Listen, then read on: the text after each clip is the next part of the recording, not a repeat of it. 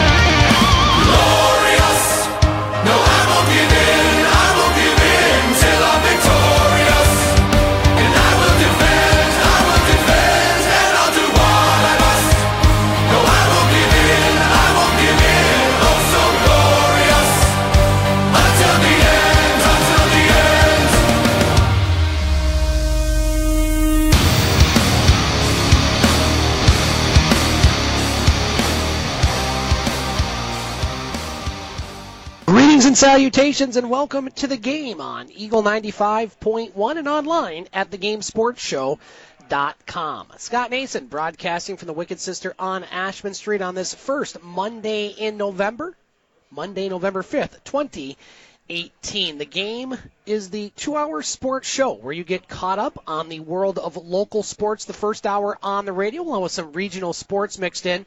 And then the full 2-hour show, which includes our roundtable discussion on national topics, is available, as I mentioned, at thegamesportshow.com. We are broadcasting from the Wicked Sister. Lots going on here. Come on down and join us. They have a brand new menu that was just unveiled today. We had a chance to witness, or I should say take part in some of the new items on the meal. They have some BLT chips that are outstanding, as well as a brand new chicken sandwich, which I had, that I thought was very good. And coming up next Monday, November 12th, the Wicked Sister is hosting their 4th annual complimentary meal for veterans and active service members all day on Monday, Veterans Day being this weekend. And so vets, come on down to the Wicked Sister on Monday night, next Monday night, for their 4th annual complimentary meal. Now, we did have a couple guests scheduled tonight, but due to some circumstances beyond our control, we are not going to have any guests the first half hour, but we have lots of sports information to get to. We'll be joined by Butch Davis from Butch On Sports during the second half hour of the first hour. And Butch will have a lot to say about the world of Detroit sports, the Detroit Lions, who, well, they didn't show up yesterday in Minneapolis. We'll also talk about the Pistons, the Red Wings, college football, and more. But we have a lot of local sports to talk about, so let's get right to it. And we thank our broadcast engineer tonight back in the Eagle 95.1 studios, Dallas Miller, for getting us on the air. So let's cover the past week in the world of local sports. And let's start with high school football. Lots of high school football going on here in November, or I should say there will continue to be lots of high school football in November. Let's start with the Pickford Panthers, a team that has been steamrolling the competition this year, not having very close games at all. Well, they had a very close game Friday night at the Purple Palace in Pickford, and they knocked off Sutton's Bay in a Division I 8-player football regional championship by the score of 48-42, as the Panthers earned their 3rd straight regional crown. Quarterback Jimmy Story, he scored the game-winning touchdown on a 1-yard run with 37 seconds remaining in the 4th quarter, lifting the Panthers to their their 3rd straight semifinal in 8-player football, this one in D1. As the Norsemen from Sutton's Bay, they actually led 28-14 in the 3rd quarter before Pickford came storming back. Jimmy Story. He was the story for the Pickford Panthers as he ran the ball 39 times for 223 yards and scored 5 touchdowns. Could have used him on my fantasy football team yesterday, including 4 touchdowns in the second half. Oh, by the way, he also threw a 14-yard touchdown pass to Nick Eddington. Stephen Lamoth, he added 126 yards rushing and a touchdown as Pickford outgained Suttons Bay 489 to 388 in a total yardage. As the Panthers survive and they move on to the semifinal in 8-player football Division I, and they're going to have some tough competition coming up. They're going to take on host Augrey's Sims. Now that game will be played in Pickford at the Purple Palace on Saturday at 3 o'clock. They've had the previous couple games being played on Friday night, but that a Saturday 3 p.m. start, the Division I 8-player football semifinal against undefeated Augrey's Sims. Now the other semifinal sees undefeated Morris taking on one-loss Cologne. So the winners of those games will take part in the championship game, which will be played on November 17th at the Upper Dome in Marquette. So good luck to the Pickford Panthers. They had a scare, and if they're going to earn the state title, they're going to earn it because they're playing some very good teams coming up. Augrey's Sims, they knocked off a very good Deckersville team this weekend by the score of 72 to 28. And looking at their schedule, they've really had no trouble at all in any of their games this season. And then you have a Morris team that knocked off Wyoming Unity Christian by the score of 44 to 14. And they'll take on Cologne, who was victorious over Belleville by the score of 40 to 22. So Pickford advances, and they'll be at home. And another team in the EUP advances, this one on the road, the Road Warriors. The Cedarville Trojans, after a 4th-place finish in the Great Lakes Conference and a 5-4 record entering the Division II 8-player football playoffs, the Trojans are regional champs and advance to the semifinals this week as they shut out Posen on the road by the score of 44 to nothing. The Trojans had 430 yards of offense on Friday night, including 346 yards rushing as Jaron Masuga ran for 152 yards and 2 touchdowns, while Chase Fisher, he had 95 yards on the ground and a pair of touchdowns. Tristan Masuga also added a rushing touchdown. Gunnar Fountain had 45 yards rushing. Masuga was 5 of 6 passing for 87 yards, and he threw a 37-yard touchdown pass to Sean Vale, taking on a opposing team who had a pair of 1,000-yard running backs. However, the Trojans held Posen to just 55 yards on the ground as the Vikings from Posen finished the season 8-3. And so Cedarville advances to the 8-player Division II semifinal, once again on the road, and they will take on Rapid River on Friday night at 7 o'clock. Rapid River knocked off defending state champion Crystal Falls Forest Park by the score of 40 to 34. So Rapid River, they had their first game on the road, and they're going to host the next 2 games. They hosted the game, of course, at home against Crystal Falls Forest Park on Friday, and they will host Cedarville on Friday night. On the other side of the bracket, Onekama, boy, they're rolling through competition. They shut out Brethren by the score of 52 to nothing. They'll take on Portland St. Patrick, who was victorious in their game by the score of 20 to 6. And the 8-player Division II final also will be played in the Upper Dome on Friday, November 17th. So best of luck to the Pickford Panthers and the Cedarville Trojans, still alive in the playoffs. Only 2 UP teams are alive outside the 8-player division in 11-player football. Ishpeming, they were victorious over West Iron County in Division 8 by the score of 38 to nothing.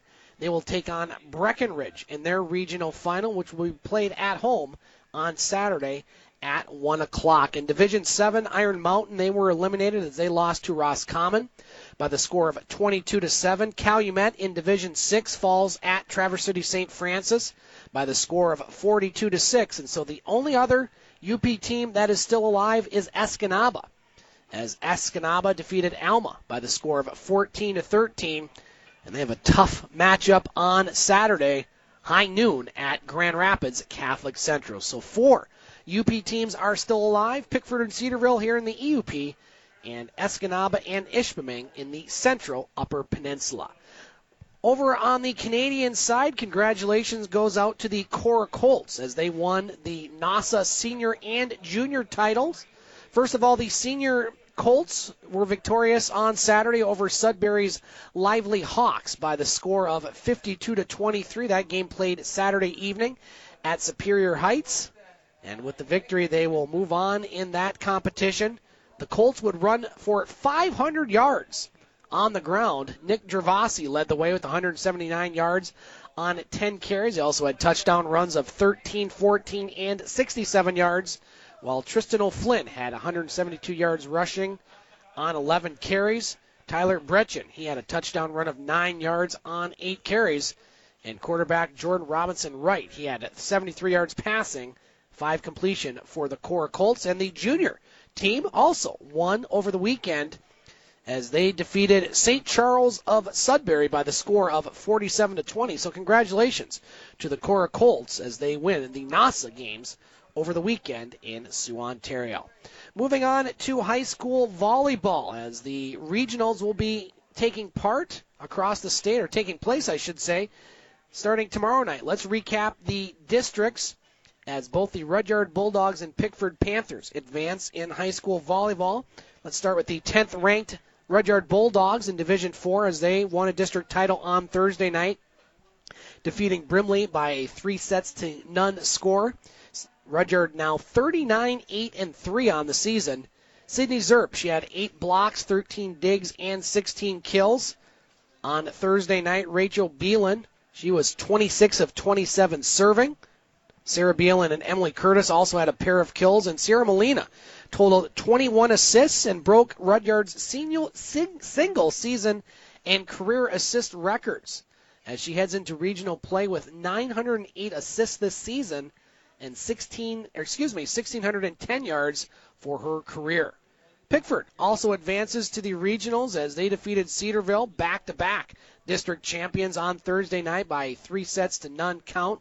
Darcy Bennon, she had 16 kills along with 6 digs, 5 blocks, and 5 aces for the Panthers. Carly Cottle had 11 assists, 5 kills, 5 digs, and 3 aces, while Lizzie Story, she added 13 assists, 13 digs, and 4 kills. So looking at the Division 4 bracket in high school volleyball, the regional semifinals will take place tomorrow night in Mackinac City, I believe, looking at my schedule here, trying to find it, as both the teams will be in action, at Mackinac City tomorrow night. First of all, Rudyard will take on Pelston at 5:30, and Pickford will take on Onaway at 7, and the regional final will be held in Mackinac City on Thursday night at 6 o'clock. Other UP teams that are still alive in high school volleyball, Calumet and Manistee, they're both alive in Division 3. And Kingsford, the only UP team alive in Division 2, as the Soo High Blue Devils, they were knocked out by Kingsley in their district final. So those are the UP teams that are still alive. So you have 2 high school football teams still alive, Pickford and Cedarville, and 2 high school volleyball teams still alive, Pickford and Rudyard. So best of luck to all those teams as we're starting to get to that transition season. November's the transition season from fall sports to winter sports, and not too far down the road. As a matter of fact, we're only a couple weeks away from Soo High Blue Devil hockey along with high school basketball, as we'll be your home for the Soo High Blue Devil hockey team this season as well. Brimley Bay's boys and girls basketball starting in late November. Let's take our first break on the game. When we come back, we're going to look at the world of junior hockey, as lots of teams were in action over the weekend. The Soo Greyhounds were at home for 3 games at the Memorial Gardens. The Soo Thunderbirds and Soo Eagles were on the road for 3 games way up north and east in the northern reaches of Ontario. Also had the Soo Indians in action this weekend at the Taffy Able Arena.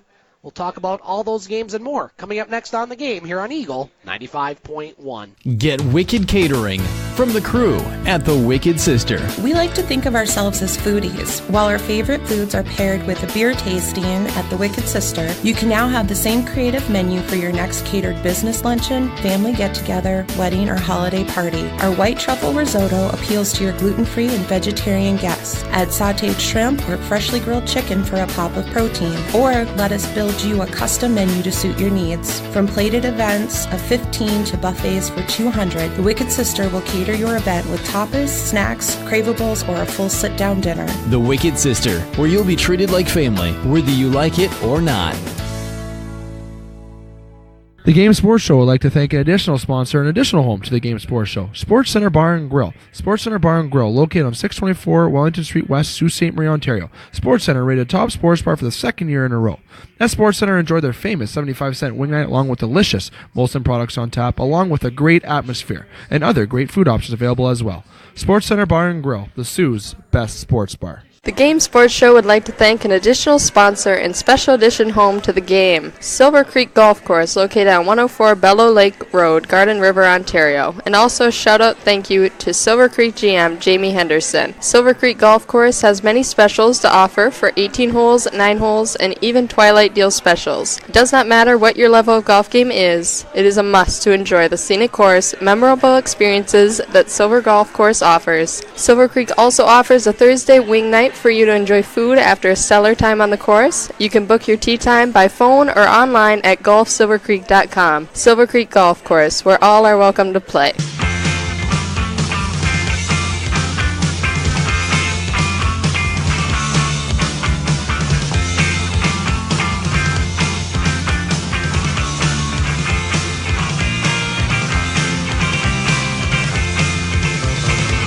One Saturday I took a walk to Zipperhead.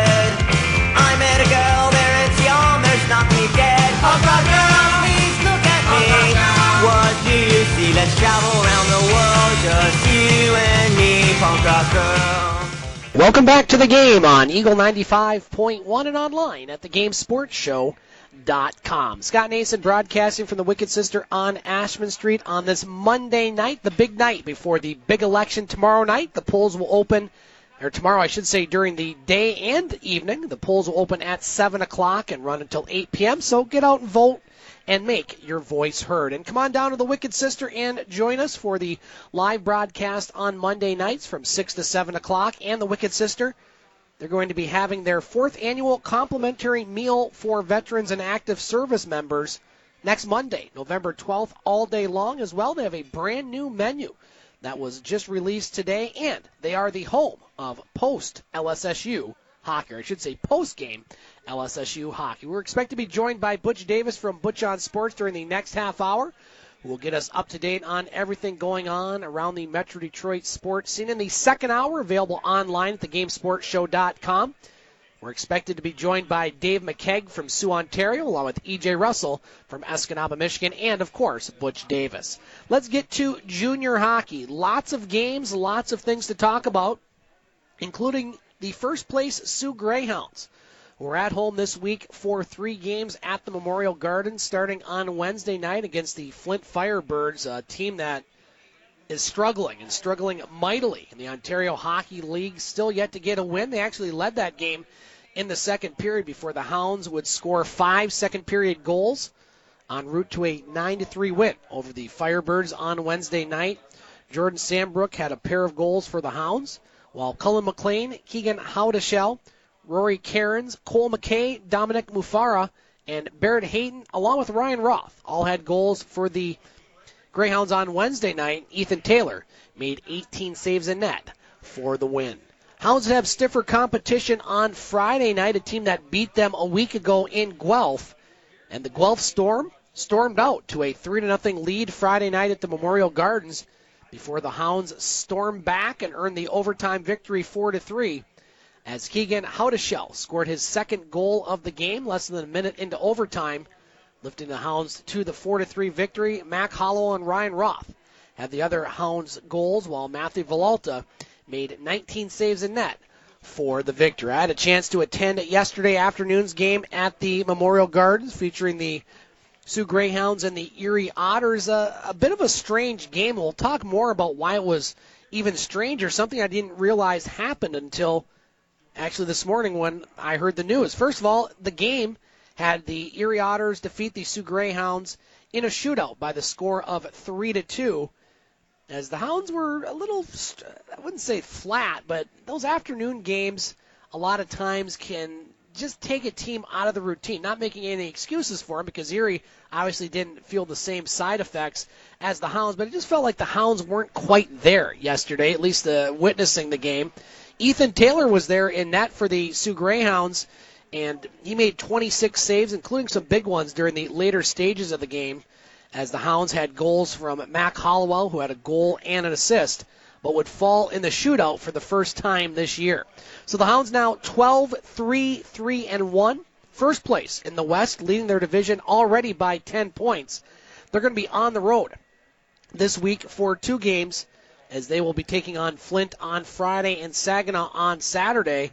Now, talking about the Hounds game, when I got there, you get these starting lineups and the lines, and Matthew Villalta, he was the scheduled starter for the Soo Greyhounds. And as the game started, Mr. Taylor was in net, and Villalta was not on the bench. So the Hounds only had one goalie yesterday afternoon. Well, what happened was, as Matthew Villalta was doing the pregame warm-ups, he was doing some stretches, and according to Hounds general manager Kyle Raftis, Villalta suffered a cut to the back of his right leg when one of the linesmen coming up behind him skated over his leg.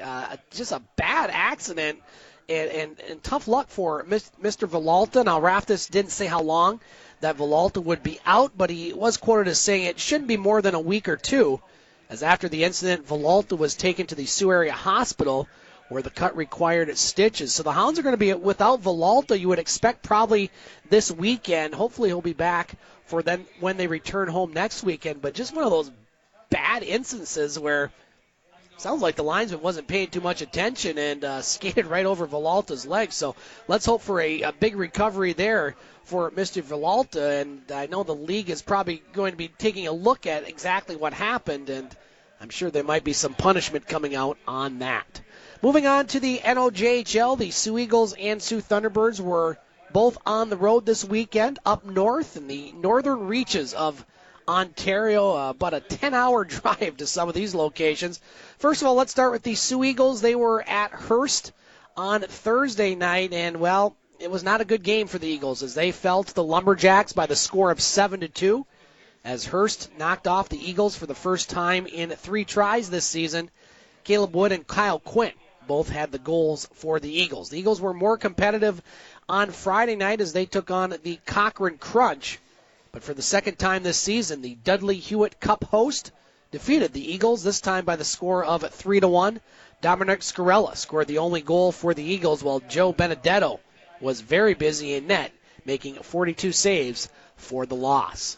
So it looked like maybe the Eagles were going to be limping home with 3 straight losses, but the Eagles put on a very good performance on Saturday night, a game really they had to have, in my opinion, to get some more positive vibes around that team as they ended their 3-game losing streak on Saturday night, as Charlie Hanewal had his first goal of the season with just 27 seconds remaining in the game, lifting the Eagles to a 3-2 win at Timmins. Ralph Praisner scored his 5th goal of the season for the Eagles, while Kyle Quinn also scored his 5th goal of the season, and Joe Benedetto made it 23 saves in net for the victory. So the Eagles go 1-2 on their road trip, and they'll be at home just for one game this weekend on Friday night at Puller Stadium as they will take on the Espanola Express, and then the next weekend they'll have another 3-game trip more out east, not as north, but east, as they will take on French River along with Powassan and Kirkland Lake. Moving on to the Sioux Thunderbirds. They also had these pretty much the exact same trip, except they played the teams in a little bit of a different order, starting with the Sioux Thunderbirds, the Hearst Lumberjacks, as on Friday night it was Hearst with a 3-0 shutout of the Sioux Thunderbirds, as Lumberjack netminder Nicholas Tallarico made 43 saves in shutting out the T-Birds on Friday night. Thunderbirds would get a victory on Saturday as they would knock off the Cochrane Crunch by the score of 6-3. And then on Sunday, the Thunderbirds would be in action against the Timmins Rock, and it was Timmins shutting out the Thunderbirds by the score of 1-0. Going back to that Saturday game, 6 different Sioux Thunderbirds players scored in that 6-3 win over the Cochrane Crunch. It was Lucas Terrio, Avery Rebick, Noah Bowman, and Tyler Malpass, along with Nick Smith and Matthew Brazen, all had goals, while Colin Ahern made 25 saves for the win. And then yesterday afternoon at Timmins, it was the Timmins Rock shutting out the Thunderbirds for the second time in 3 games, as Tyler Masternak earned the shutout, just only having 18 saves, as the Thunderbirds also go 1-2 on their trip. Thunderbirds right now with a record of 14-5, first place in the West Division, 2 points over Rayside Balfour. The Thunderbirds do have 4 games in hand.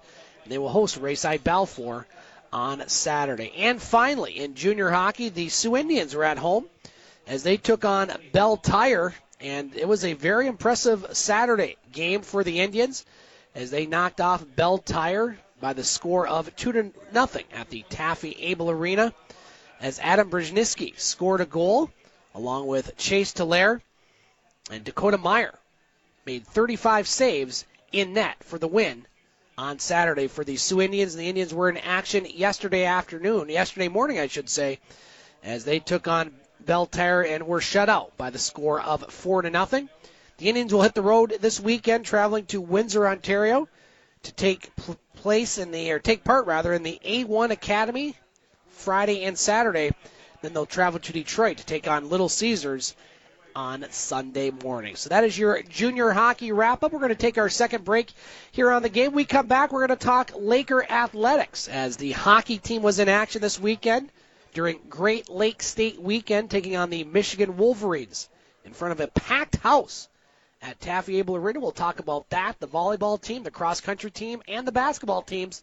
That's coming up next on the game here on Eagle 95.1. The Wicked Sister, Sioux, Michigan. Check TripAdvisor. Ranked right towards the top. Awarded the Certificate of Excellence, as well as voted #1 pub in the UP. The Wicked Sister has managed to create a casual menu that offers unique, creative, and sometimes healthy offerings that rivals menu selections of any big city. Burgers and starters, snacks and shareables, soups and salads, sandwiches and tapas. On Ashman Street, Sioux, Michigan. Welcome to the Wicked Sister, where you'll be treated like family, whether you like it or not. The Game Sports Show is pleased to shout out a partner, additional home, and sponsor to Northern Superior Brewing Company, located on 50 Pym Street in Sault Ste. Marie, Ontario. Northern Superior Brewing Company having a strong presence locally with many beers to offer. With much involvement in the community of Sault Ste. Marie, Northern has a sport and friendly-like atmosphere within its tap room, and during the summer months, it is a must to visit Pier 55 to enjoy some delicious food, amazing view of the water, and view of the Bush Play Museum right on the cusp of the Hub Trail, and of course, all of that down with a delicious brew from Northern Superior. Northern Superior Brewing Company. It's a northern thing.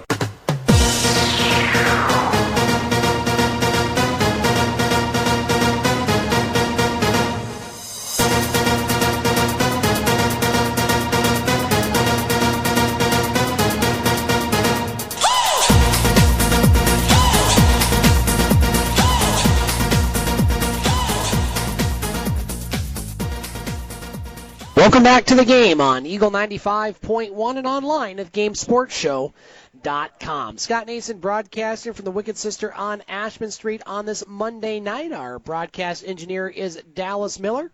And at the Wicked Sister, always lots going on, including after the postgame. The postgame place for Laker hockey, as the Lakers will be in action this weekend. Head on down to the Wicked Sister after the game, or head on down tonight as they have their brand new menu unveiled tonight. The Brussels sprouts are back, along with several other new menu items, including BLT chips. So make sure you try them when you come down to the Wicked Sister. We'll be joined in the next segment by Butch Davis from Butch On Sports, who'll get us up to date on everything going on in the Metro Detroit sports world. In the second hour, the online hour, the roundtable will include myself, Butch, along with, we hope, Dave McCaig and EJ Russell, as we will talk about lots of national sports and things going on around the area. But let's start with our Laker hockey and sports segment, and it was a wild weekend at the Taffy Abel Arena, as lots of fans, almost 7,000 fans combined over the weekend, saw the Lakers take on the University of Michigan, the first time that Michigan has played in Sault Ste. Marie since they were part of the CCHA in the 2012 and 13 season. And the Lakers earned a split over the Michigan Wolverines Friday night. A 4-point effort from senior forward Anthony Nellis propelled the Lakers to a 5-2 victory over the Michigan Wolverines. Nellis had a goal and 3 assists as the Lakers' special teams continue to play well on Friday night. A pair of shorthanded goals in the first period, along with a power play goal.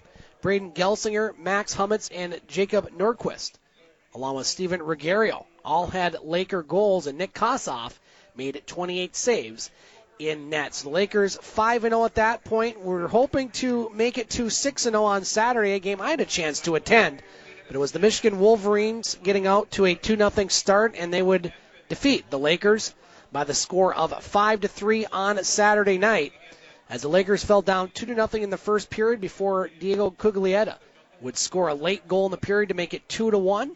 The Lakers would tie the game early in the second period on a goal by Anthony Nellis, but then it was Michigan who would take over after that. They scored 3 straight to make it 5-2 Michigan after 2.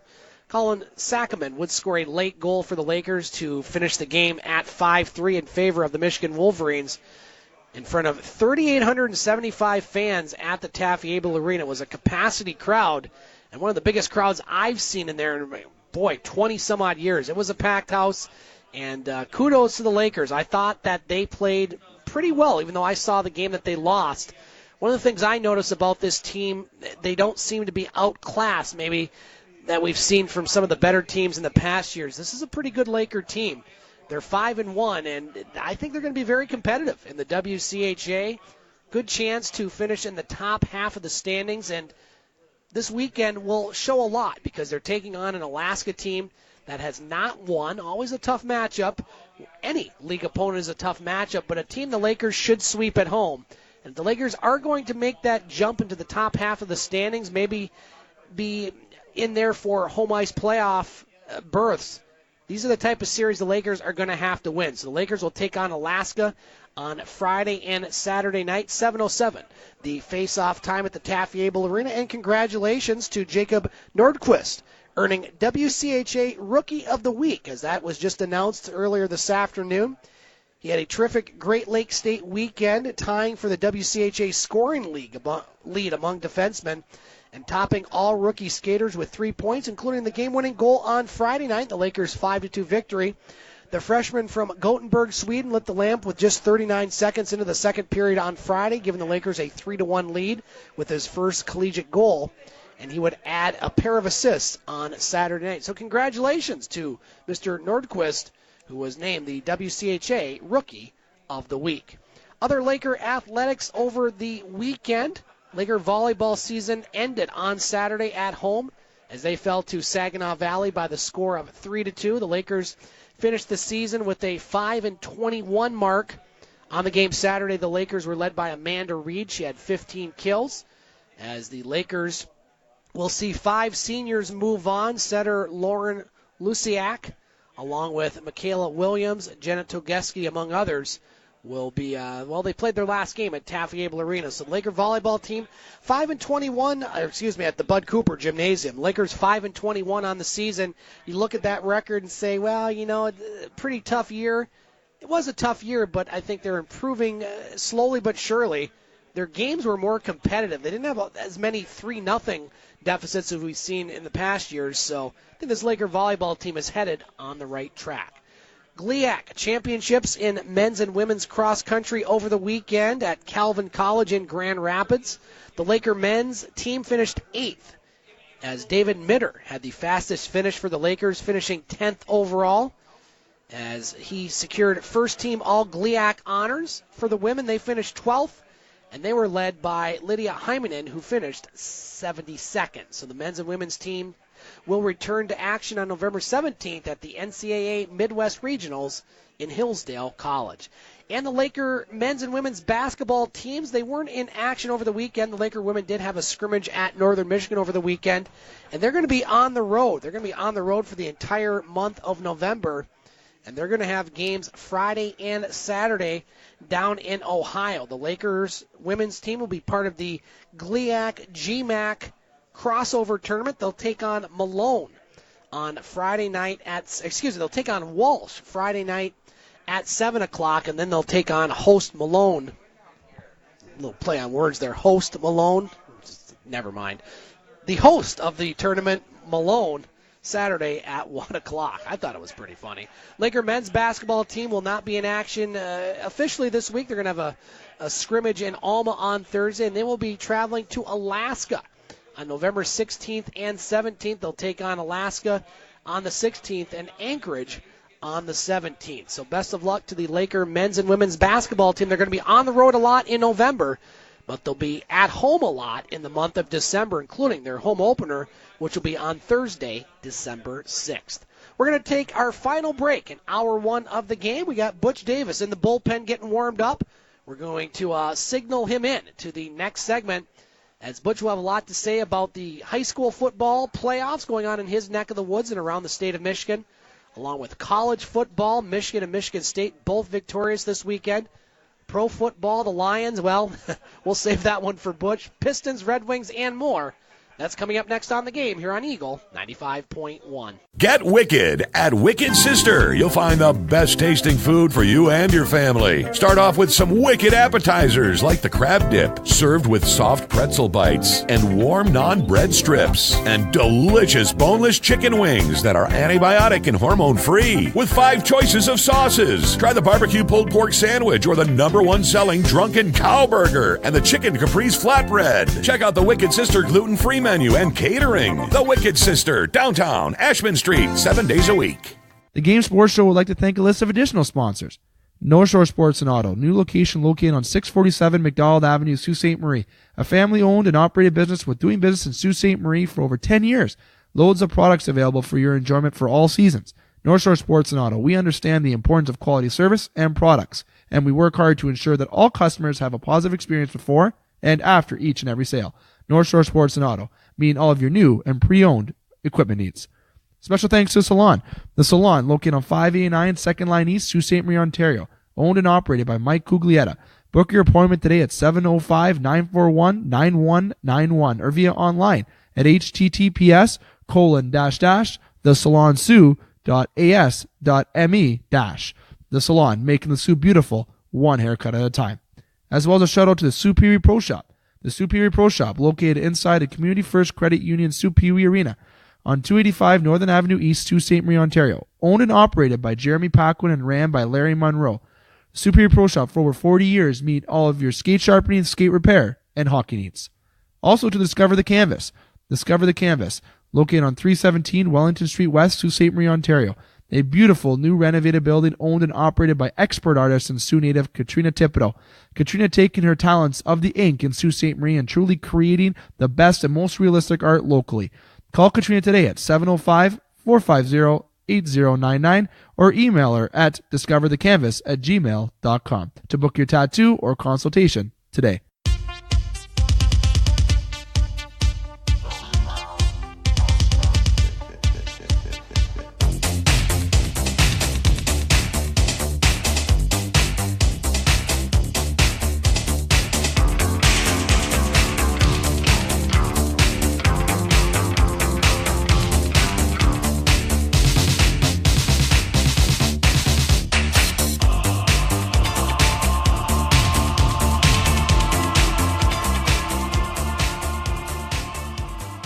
Welcome back to The Game on Eagle 95.1 and online at thegamesportshow.com. Scott Nason broadcasting from the Wicked Sister on Ashman Street on this Monday night. A little bit of a dreary, rainy Monday night here in the Twin Saults. Come on and join us at the Wicked Sister. The full 2-hour show is here Monday nights from 6 to 8 o'clock. And they have a brand new menu, which they unveiled today, which has lots of great new items on it, including Brussels sprouts. You have BLT chips, new chicken sandwich, and more. Come on down and join us at the Wicked Sister. We are joined right now by Butch Davis from Butch On Sports, who joins us each and every week to look at what's going on in the Metro Detroit sports world. You can find his podcast on this podcast page, thegamesportshow.com, or go right to his podcast page, Simply Butch 2. That's TOO.podomatic.com, and find him on Facebook and give him a like, give him 2 likes, give him 10 likes, whichever way you want to do it. Butch, How you doing on this Monday night, my friend? Oh, I'm just hustling along here. Butch, we could use you on the Detroit Lions, going to hustling along, as there was not a lot of hustling and there wasn't a lot of anything that went right for the Lions on Sunday in Minnesota, as quarterback Matthew Stafford was sacked 10 times in the game, as the Lions, in true Lions fashion it seems at times, were embarrassed by the Minnesota Vikings by the score of 24-9 in a game I didn't think was really even that close. The Lions minus Golden Tate, who was traded to Philadelphia last week, really didn't have an answer on offense and failed to reach the end zone in Minnesota. The Lions 3-5 will try to regroup at first place Chicago on Sunday afternoon. Butch, where to start with this one? It was not pretty for the Lions. Well, the countdown to Robert Cooter is starting at this point in time here. I watched the game yesterday, not so much with disgust because the Lions didn't put up an effort, period, but the way the offense is designed, and every other week they come up with some fango that doesn't work here. This team has lost 5 games, and those 5 games were just unbearable to watch here. This game was morally unbearable to watch because of Matthew Stafford's lack of, and when I say lack of, it's just not Matthew Stafford a lack of. It was a lack of an offensive line. It was a lack of giving the ball to a running back. It was a lack of using the middle of the field. If you saw many replays, you saw that middle of the field wide open, and no one of the Lions took advantage of it at all. Not even having a running back or a tight end flank the middle of the field where they was giving them all the space in the world. This was a joke. I haven't got to the defense yet. Cornerbacks, non-existent, including number 31. Look at your stats if you got very much so the time of day to do that. But it was just ugly, Scott. It was ugly indeed. I would say the Lions had poor posture. Okay, that's what I'll say. Being of the statement that Matt Patricia made at a news person from the Detroit News last week. But the Lions had poor posture in this game. Well said, Butch. I couldn't have said it better myself right there. Matt Patricia not real happy with one of the reporters was sitting during the press conference. Well, this stat to me, Butch, says it all. Matthew Stafford was hit 17 times yesterday. Kirk Cousins was hit 1 time. And, for a team that's put a lot of money and a lot of resources into improving this offensive line, and granted, Minnesota does have a good defense, but I don't know how you can take any positives from this game and think that the countdown is not on, not just for Mr. Cooter, but for the NFL draft, because the Lions, after that win at Miami in the bye week, they're regressing and regressing fast, something we seem to see a lot of, Butch, over the past, 50 years. Mm-hmm. And, you're regressing the fans, you could tell. As I got around yesterday, the Ben, they were not happy at all. They're the same old Lions, or SOL as we say there. It was raining all through the metropolitan Detroit area. It's sad because, again, you expect better. The Lions have the personnel to deal with it. I think they don't have the heart and the culture that needs to be built in that locker room for them to perform every single week. Is not gotten there as of yet there. I would say you need to blame everyone from Mr. Quinn, from the scouting report that they received, and that's the point that I am very upset about, is the scouting report who brings this information to the Lions forthwith, okay? And they do absolutely nothing to gain any type of advantage. I have friends that get on the plane and go to Minnesota to watch this game, and I know they ran them out of town. The Minnesota people ran, and they were probably glad to be home, for whatever reason. But I'm glad I didn't go, because I'd probably be ran out of town too here. But It smells, okay? And again, you look at the offense, you look at Matthew Stafford to give him all this money, and many of us ask why, because he doesn't have a lot other than maybe throwing. He doesn't have what brings a lot to the table. He's not running the ball when they give him an opportunity to run. If you watch Brady, or you watch Rodgers, or you watch Wilson, these are three quarterbacks. I haven't started yet on the rest of the quarterbacks who are very mobile in this league, which is, I should say, the majority of them are. Fitzpatrick of the Buccaneers is a lot more mobile than right now Matthew Stafford. You're right.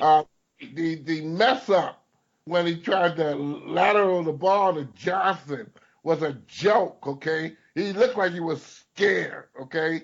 Scared to get 3 or 4 yards and duck his head or slide or whatever it may be. And it's miserable to watch that lack of courage that a quarterback should be using in order to get his team together and make a drive at it. Again, the balls that were dropped, the lack of intensity, it was just not there. They might as well have called up Minnesota Vikings and said we will forfeit and the game is 1-0.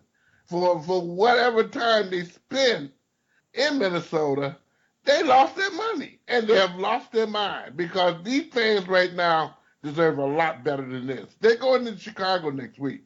You're going to get the same old performance they gave the week before. If they lose in Chicago, there is no playoffs at all. You might as well start dumping people. Exactly, Butch. And again, the Lions will try to get it right Sunday at first place Chicago. Butch, a little better performances for area teams in college football. Michigan State is bowl eligible as they won and battled Maryland by the score of 24-3. But the story was Michigan and how they are looking right now, as they won their 8th straight game, blowing out Penn State by the score of 42-7. So right now, Michigan, will find out tomorrow, Butch, if they are in the playoffs. If the playoffs were to start tomorrow, they should, because LSU lost. They were number 3. And it's really setting up for Michigan-Ohio State here in a few weeks. Michigan, they're looking pretty impressive, if I say so myself, Butch. And they're going to Starway, New Jersey, and they'll mess it all up here. You know, I'm on a roll here. I might well stay on it there. Michigan right now, they need to take one game at a time. Don't mess up in New Jersey. Come back home, do their well before they get ready to go to Ohio State, because that's where the real challenge are. Right now, Michigan, if they lose any games, they might well forget about the outside chance of going into the championship type of playoff system that you know is yours truly don't like at all. Right, me too. However, again, right now, it lands on Michigan and how they treat the rest of the season. 3 games left. They can do it, or they can pass it off. And if they got to go in Ohio State like the Lions did, they might as well, again, make a phone call, take a forfeit, and stay home, okay? But again, right now, Michigan looks pretty solid in the offensive line. Defense is just unbearably good here, you know? So we got to give them a pass, but again, they got to take one game at a time. For Michigan State, they're just glad to be in some type of ridiculous bowl game, the toilet bowl, the I don't know where I'm going bowl, or some kind of bowl in order to do what they need to do, and that is to get the extra money to funnel over to the athletic department, and again, reward some of these kids with maybe some great barbecue or something at those bowls, and be able to look at the city and get some fine parting gifts, you know, at best here. So that was very important that Michigan State kind of hold their own and do a pretty good doggone job of showing that they're a better team than what they have shown all year long here. Butch Davis joining us on the game here in the first hour. We got about 10 more minutes, Butch, before we get to our second hour and the round table. Butch, we talked about the high school football teams in this area that are still alive. We have 2 in the Eastern Upper Peninsula. I know you had a chance to check out and cover some of the high school football games this weekend. What would you like to point to our listeners as far as teams and things that you're watching as we get closer and closer to the championships here in a few weeks? Well, they don't have to worry about Cass Tech as they were beat up by Fortson last week. Fortson looked like a force, okay? And that's going to be a team that I'm going to really look at in that number one division there. Martin Luther King looked pretty doggone well, although they're going to take on an Allen Park team that no one thought they would be there. And again, yours truly didn't think they'd be there either, but they're going to do some damage here down the road a piece. I did mention Dearborn Fortson. There's a mini team right now that surprised me for sake. But again, we're getting down to the nitty-gritty, the quarters. They call it the regionals in this particular case there. We'll see who's left out of that bunch. Friday's going to be a huge day for a mini team in order to show that they can shine there. And this is going to be, I'm going to watch, and particularly I'm going to go to the Allen Park Martin Luther King game there. That's going to be the important one because the winner of that particular game is going to go to Ford Field. I do believe that. But again, I could be wrong, but we'll watch that game closely. Butch, we have a couple 8-player teams that are still alive, including one that's playing on Saturday afternoon. We're expected to get about 2 to 4 inches of snow and temperatures in the low to mid-20s with about 15-mile-per-hour winds. Good football weather, wouldn't you say? Oh, yeah, just roll in the snow and just stay there. You know, something like that, you know, I would say it's very unfair to the kids there, per se, there. You know, I'm really looking at maybe John Johnson in the future and the brass down there, the the MHSAA. We call it lots of things, Butch.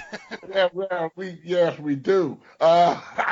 To maybe make room for maybe that dome to be open.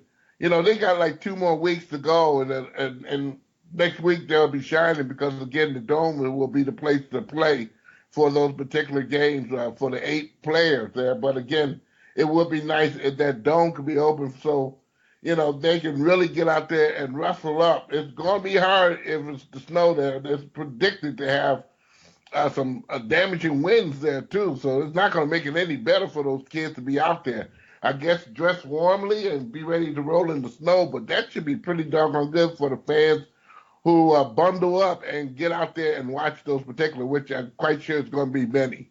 Absolutely. I may have to take that in myself and wear layers of clothing. Butch, we got a few more minutes here. I want to cover a couple more teams in your area. Obviously, the Detroit Red Wings, and, well, 2 out of 3 ain't bad for the Wings this past week as they did end their 3-game winning streak on Saturday night, falling to Edmonton by the score of 4-3. The Wings now 4-8-2 on the season. Will host Vancouver on Tuesday, the Rangers on Friday, and at Carolina on Saturday. Butch, the Wings 3 out of 4, getting to be a little more competitive on the ice. Well, the young kids are skating now there, and they're doing the things that I saw in the first game, which I had a good preview of watching and seeing what they would do. Those 3 out of 4 games that they won, they looked pretty doggone convincing when it came down to skating, and the competitiveness is back in the groove. You know, it takes a good loss and a coach to blow up like a balloon. Hopefully, Jeff Blashill didn't put a pen to his head there. But after that Carolina game there, I think things hit the fan, and the Red Wings have not failed Jeff Blashill with coming out there and giving a yeoman's effort ever since that particular game on that Monday night there. They have been flying. They have been skating. Larkins has been looking fantastic. Rasmussen, he has given everybody the flux with his play and his aggressiveness there. Kolofsky, a rookie who basically no one knew too much about, but again, he comes out there and throws his body around, blocking shots. I'm very amazed at the amount of shots they're blocking in front of the goaltender there. In years past, that was never always the case since Lindstrom went away there. But again, they're doing a lot better job of defending their goaltender. They're doing a lot better job of forechecking, and they're making themselves a lot more available there. I would wish that they maybe, and it's going to come if everything goes true to form, that the Red Wings get, an attitude and start leading a lot of games besides maybe have to play catch-up all the time, because that's one of the things right now they have to somewhat work on is not have to always catch up, because when you got to catch up, you got to skate a lot harder, skate a lot faster, and that energy that you put out there only lasts for so long. And so right now, I think Jeff Blasser is working on that. I'm impressed with the work that they're doing right now there for a team that many thought they would be in the hole the rest of the season. I don't think they will be in the hole. I think they're going to show some people some stamina and win a whole heck of a lot of games and may have a good opportunity to make the playoffs as a wild card. But we got about 3 more minutes in hour one. Let's finish with the Detroit Pistons. 4-0 start. The Pistons now lost 4 in a row. They lost at Boston this past week along with Brooklyn. And Saturday afternoon at Philadelphia. The Pistons are in action tonight as we record this, just a few minutes from taking on Miami. They'll also be at Orlando on Wednesday, Atlanta on Friday, before facing Charlotte at home on Sunday. Tough week for the Pistons. We're in some of those games, but loss is a loss, and now they're back to 500. Your thoughts, Butch? 2 minutes. Right, good 2 minutes. Good 2 minutes is that right now the Pistons got to do a better job of playing defense there. They get them back to their old ways, their old shoe-fly ways. Griffin's not playing really respectably well here lately here. Andre Drummond's not playing respectably well. But again, I look at the guard play is bad for the Detroit Pistons right now. That must improve. For a coach to say they have to be perimeterly good this year, the guards who should be able to lead that quiet and shooting the ball in the basket, it's got to be a lot of work done there. That's where a Luke Kennard or maybe a Ellison, if they put them on the floor to get the time, which, by the way, they're being called up from Grand Rapids as we speak, and Kennard has another week to go. But again, this is they got to do a better job of shooting the ball. The Pistons are not doing a very good well shooting the ball. Neither are they playing good, solid defense. And that should irk the coach a little bit, doggone, and seeing this team. Hopefully they put a better performance on the floor tonight against the Heat. But again, we'll wait and see what that verdict is going to be. Butch Davis joining us on the game. You can find him on his podcast page, Simply Butch2. That's TOO.podomatic.com. Or you can find him on the podcast page of this show, thegamesportshow.com. Butch, we're going to have you stick around for hour 2 of the roundtable, so hang tight. We'll talk to you here in a few minutes, and thanks for joining us here on the radio and on the game. All righty. Thank you. All right, that's going to do it here for hour 1 of the game. I want to thank Butch Davis again and our broadcast engineer, Dallas Miller. Now, those online, stick around as hour 2 will begin. For those that are on the radio, you can find the full 2-hour show on the podcast page, thegamesportshow.com. You can also find it on Podbean. Just look up thegamesportshow.podbean.com. Or if you are a YouTube person, you can find it on YouTube. Just look up my name, Scott Nason. That's going to do it for hour 1. For those on the radio, we'll get you back to Classic Hits at Random on Eagle 95.1. Time to play the game. Time to play the game.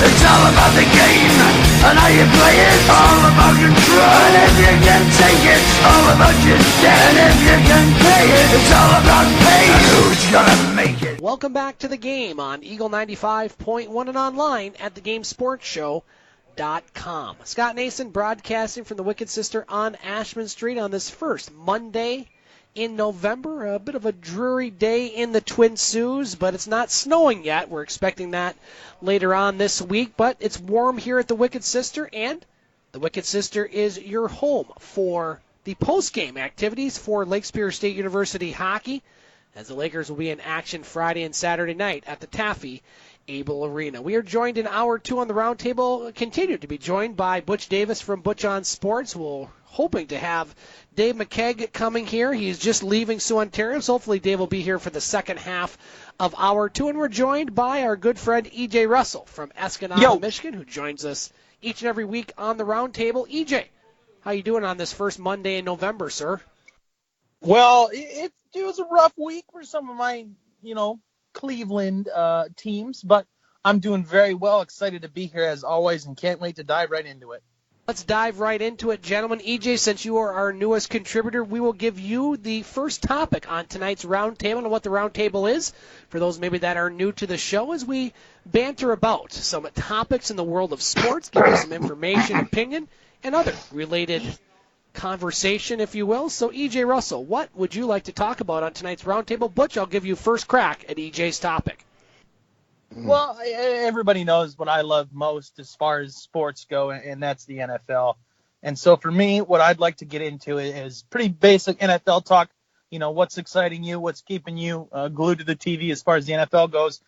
And the question I will pose to everybody or put forward is the Rams losing to the Saints. Does that say more about the Saints or does that say more about the Rams? Butch, we covered the Lions pretty well in hour 1. I will give you first crack at EJ's topic, NFL discussion, and the Rams lost to the Saints. Thank God. That was a pretty entertaining game up to a certain point there, up to the late hours of the fourth quarter there. But I think the Rams are who they say they are right now this year.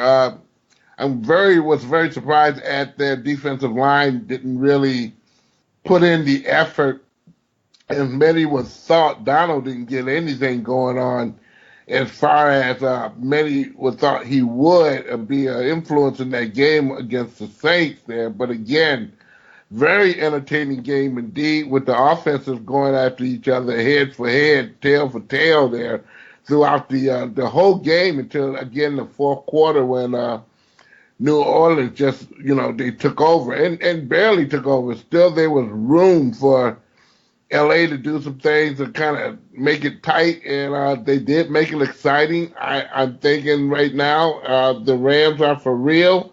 If they can get over this particular loss with the Saints and kind of drill it all the way to the end of the line there, because right now, if the playoffs were dealt with today, the Saints would have the advantage over the Rams. They're both tied, okay?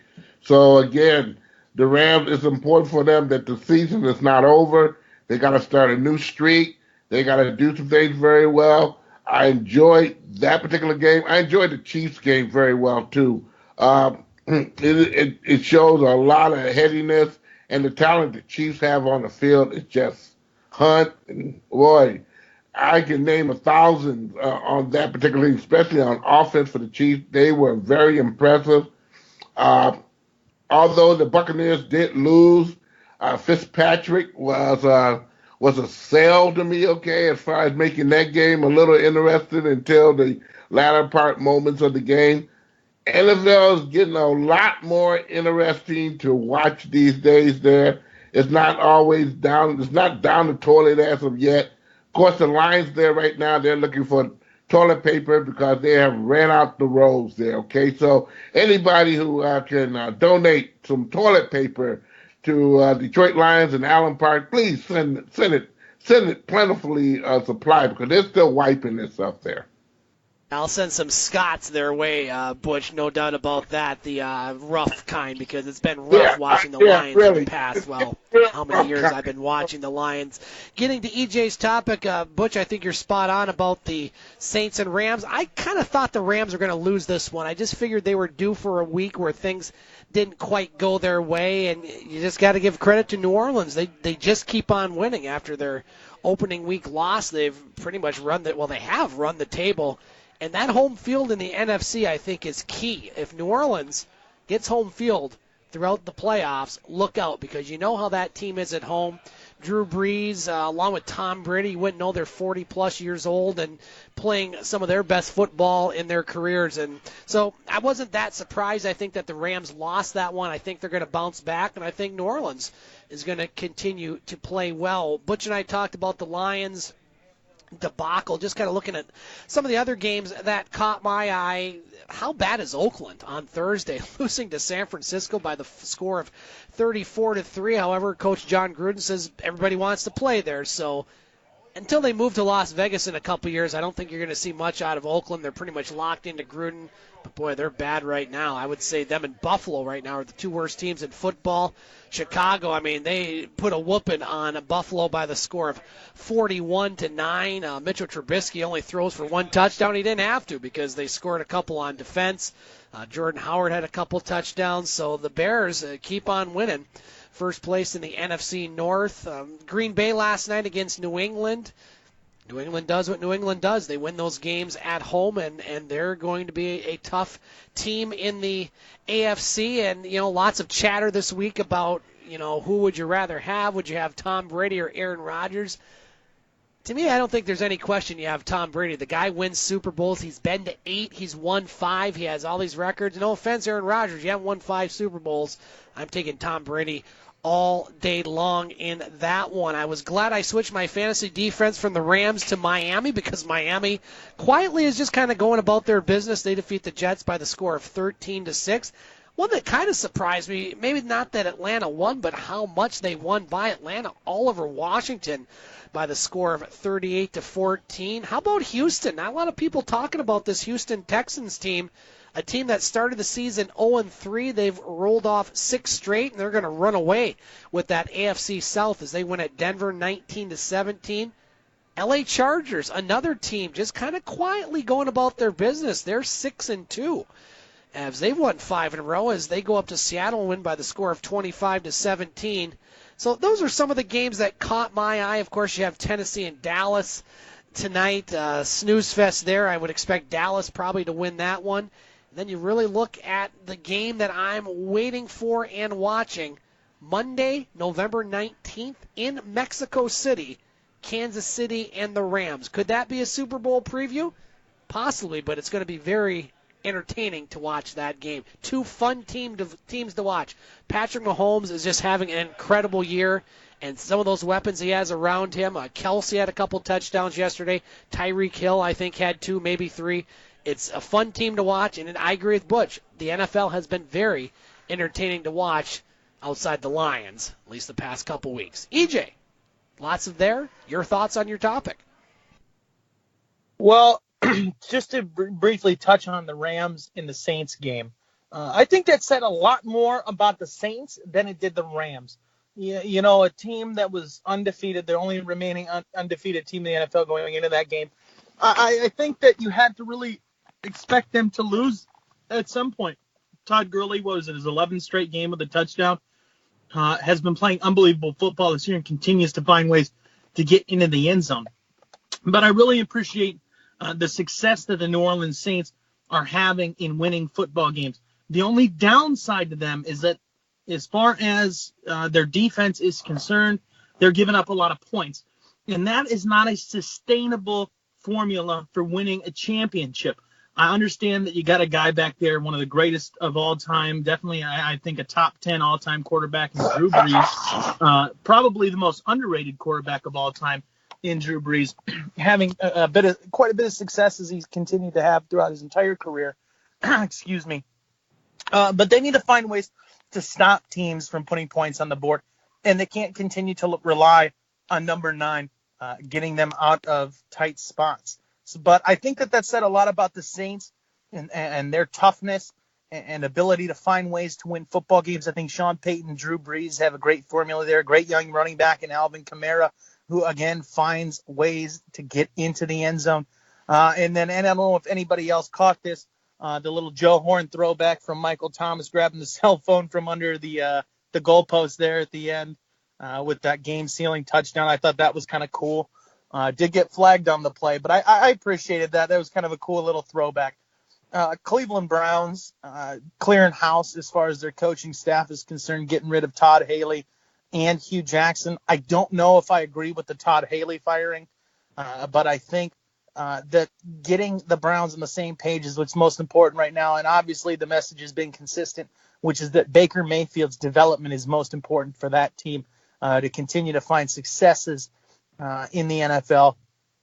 But I think the Kansas City Chiefs really are the most complete team in the NFL. I mean, you look at them top to bottom, you really could say that they have one of the best running backs in the NFL. They have one of the best wide receivers in the NFL. They have one of the best tight ends in the NFL. They have one of the best quarterbacks in the NFL. And their defense is not too shabby either. So the Chiefs, to me, outside of the Rams, obviously with one of the best records in the NFL, and even the Saints, I think that the Chiefs are top to bottom outside of the Los Angeles Rams, the most complete football team in the NFL, specifically on the offensive side of the football. They have so many great weapons, and they showcased that against the Browns, finding ways to score creative touchdowns. I think Carolina is a team that's interesting to me right now. They're 5-0 at home and 1-2 on the road, really getting more production in their running game when they're playing at home. They need to find ways to replicate that on the road.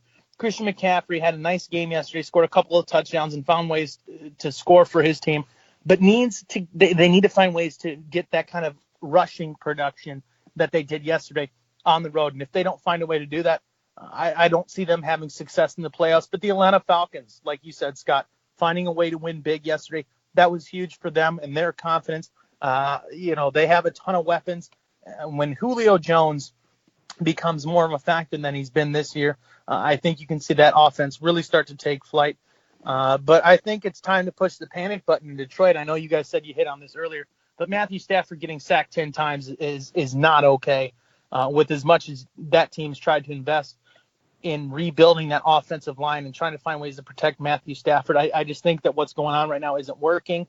I think that some of that has to do with the fact that Matthew Patricia is a very much defensive-minded coach. Coming from a successful organization like the New England Patriots, they need to find a way to shore up that offensive line. I know they made a big trade getting I can't remember the name of the defensive player that they got on the line. Snacks. If anybody, yes. They just need to find ways to protect Matthew Stafford, because when healthy, he's a top 10 quarterback in this league. And they just need to really, shore that up. And again, find ways to protect him, because if they don't, it doesn't matter what they do on the defensive side of the football. They're not going to find ways to win games. Great stuff, gentlemen. Let's continue our roundtable discussion. Butch, we'll go to you first. I will take first crack at your topic. So, Butch Davis, what's on your mind on tonight's roundtable, sir? Let me reiterate on that. I just have a disagreement with their last statement on the Lions there. Okay. Particularly there. And let me iterate again. I don't know if EJ was on or heard the first half of the show, but again, Matthew Stafford is a very talented thrower, okay? He has to learn how to take advantage of things that need to be taken advantage of. He is not a running quarterback per se, but he needs to start learning how to tuck the ball in there and run sometime. They're giving him the middle of the field. If you look at the film and whatnot, the middle of the field is open. He could take a quarterback draw and get him an easy 20 yards. He has not taken advantage of that. When you are forecasting everybody and their mother to let them know what you're going to do, it is not going to be easy. I don't care what kind of offensive line you got. You already told the other team what you're going to do. And that's part of the problem. They have to mix that doggone that stew up with some running. They have to mix that stew up with maybe some special plays. But Matthew Stafford just can't look like the house on the side of the road, as Ernie Harwell used to say, and look left or look right and forecast his doggone passes. Everybody's going to beat him up, and he's going to continue to get beat up if he doesn't change the way he's doing. Now, with all that said, I can't hold it all on Matthew Stafford. There's a gentleman named James Bob Cooter right now who's on the chopping block, and he better get it together with his line, his offensive team, because he's doing a very poor job of calling the game the way it should be called. You can't sit up there and tell me you beat up under one of the two best teams in the NFL, and you come out on 5 teams that majority of those games are winnable and do hardly nothing. Okay? That is a scouting problem. That is an administrative problem. That is a coaching problem. I'm not going to lay it on Matthew Stafford all that. Those are the things he's lacking to do. But again, he has to do a better job of doggone knowing with his veteran self on how to read a defense and take advantage of what they're giving him. He's not doing it at all. Period. Question is laid out there. And call Bob Arian for the Cleveland Browns. That man's available. If you're not going to give Greg Williams the doggone job, call Bob Arian, okay? He's available. Get a decent coach down there in Cleveland, and believe me, they got the talent to do some damage here. I'm just going to say it just like it is. I'm not feeling sorry for anybody today. Nobody's feeling sorry for me. Okay, the Gold Glove winners here, boys and girls here, were given out the other day here. Are you happy with who got Gold Gloves and who you're not happy with who didn't get a Gold Glove? I got to be honest, I did not follow the gold gloves that were given out, so I'm going to punt, much like the Lions did a lot yesterday, to you, E.J. Russell, as far as some of the awards handed out by Major League Baseball and the gold gloves. Have you followed that, and your thoughts on Butch's topic? I did, and I think that, let's go to the National League real quick and touch on the fact that Nolan Arenado won his 6th Golden Glove in 6 seasons, and that's something that needs to be recognized. He is, hands down, in my opinion, the best third baseman in all of baseball, and I think that he finds ways to contribute on both sides of the field with his bat as well as with his glove. I don't know if I agree with the Angels shortstop, and I can't remember his name, and it's a difficult one to say. I don't know if I agree with him winning that award. I do have a bit of a biased opinion here, but I really do believe that Francisco Lindor is the best shortstop in the American League, and I think that it was a bit of a shame for him to not win that award there. I think for the rest of them, that was great. It was nice to see Ian Kinsler get a Gold Glove, even though he was with Boston and is no longer with the Tigers. But I think that Major League Baseball got most of it right. I think, tip of the cap definitely to Nolan Arenado is due. But Francisco Lindor not winning a Gold Glove, I think that there's something wrong there. Butch, let's go to you for your thoughts on your own topic, sir. I would say amen on Lindor, okay? That is a joke. Although Simmons is a doggone good shortstop, he played the last part of the season. He played injured or didn't show up at all. Lindor showed everybody that he is a beast and should have gotten that, I'm quite sure should have got the Gold Glove award. Of course, they'll give him a gold bat and say, go on your way here. I'm looking at the other particular winners there. Chapman of Oakland, he deserves that very much so. Arenado for the National League. Kinsler for second base. I can't pronounce this DJ Lamonte of the Rockies there. I've seen him play. He's a pretty doggone good find for that. Freddie Freeman finally gets in there. And also he tied up with Anthony Rizzo for first base in the National League. So I guess both of them will get Gold Gloves there. Matt Olson for Oakland again. Oakland is cleaning up on these Gold Gloves there. If they can clean up on getting a World Series or getting into the playoffs, they will be somewhat great there. Perez of Kansas City, he gets a Gold Glove in what he's doing. Again, Tigers catcher situation again is not going to be warranted until they do a lot better offensively there, because I do believe they do take into consideration, which they shouldn't, on offensive prowess there, but Perez is a good point there. Gordon of Kansas City Royals, Alex Gordon I'm talking about, who was going to leave but stayed there. He gets a Gold Glove. Corey Dickerson of the Pirates, very good left fielder, gets a Gold Glove. Markakis, finally, from right field, he got a Gold Glove. Mookie Betts is another one. I don't disagree with that at all. Jackie Bradley of the Red Sox get one. And I can't pronounce this guy's name from Atlanta there. Indar Encarnacion or whatever it may be there. He gets the Gold Glove. I've seen him play. He is fantastic. Zach Greinke is a doggone good fielding pitcher, deserving that. Also, Dallas Keuchel of Houston gets a Gold Glove.